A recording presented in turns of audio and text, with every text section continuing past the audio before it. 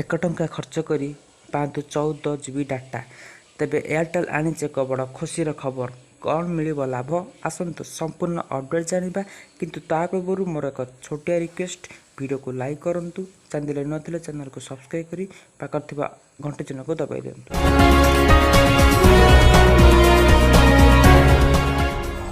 ଗ୍ରାହକଙ୍କ ପାଇଁ ଆସିଲା ଏକ ବଡ଼ ଖୁସିର ଖବର। ଏୟାରଟେଲ୍ ଆଣିଛି ନୂତନ ପ୍ରିପେଡ୍ ଯୋଜନା। ଏହି ନୂତନ ଯୋଜନାର ସବୁଠୁ ଖାସ୍ କଥା ହେଉଛି, ଯଦି ଓ ଏହା ପୁରୁଣା 398 ଟଙ୍କାର ରିଚାର୍ଜ ତୁଳନାରେ ମାତ୍ର 1 ଟଙ୍କା ମହଙ୍ଗା, କିନ୍ତୁ ବଦଳରେ ୟୁଜରମାନଙ୍କୁ 14 GB ଡାଟା ଅତିରିକ୍ତ ଡାଟା ମିଳୁଛି।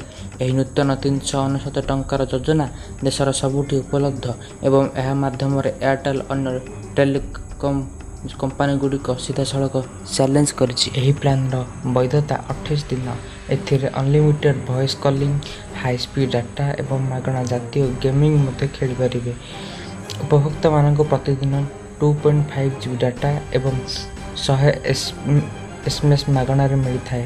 ଏହା ସହିତ ଏହି ପ୍ଲାନ୍ରେ 28 ଦିନ ପାଇଁ ଜିଓ ହଟ୍‌ଷ୍ଟାର ମାଗଣା ସବସ୍କ୍ରିପସନ୍ ଅନ୍ତର୍ଭୁକ୍ତ, ଯାହା OTT କଣ୍ଟେଣ୍ଟ ପ୍ରେମୀଙ୍କୁ ମଧ୍ୟ ଲାଭ ଦେବ।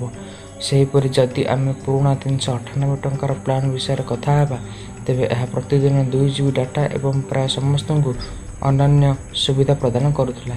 କିନ୍ତୁ ମାତ୍ର ଏବେ 1 ଟଙ୍କା ଅଧିକ ଖର୍ଚ୍ଚ କରି ନୂତନ ପ୍ଲାନ୍ରେ ପ୍ରତିଦିନ 512 ଏମିତି ଅଧିକ ଡାଟା ଉପଲବ୍ଧି ହେଉଛି। ଏହା ଗୋଟିଏ ମାସରେ ମୋଟ 14 GB ଅତିରିକ୍ତ ଡାଟା କରିଥାଏ, ଯାହା ଏକ ବଡ଼ କଥା ଏବଂ ତାହା ମଧ୍ୟ 1 ଟଙ୍କାରେ। ଟ୍ରାଇଡ୍ ସତ୍ୟଦମ ରିପୋର୍ଟ ଅନୁଯାୟୀ, ଏୟାରଟେଲ୍ ନିରନ୍ତର ଭାବରେ ତାର ନେଟୱାର୍କ ବିସ୍ତାର କରୁଛି ଏବଂ ନୂତନ ଉପଭୋକ୍ତାମାନଙ୍କୁ ଅଧିକ ସଂଖ୍ୟାରେ ଯୋଡୁଛି।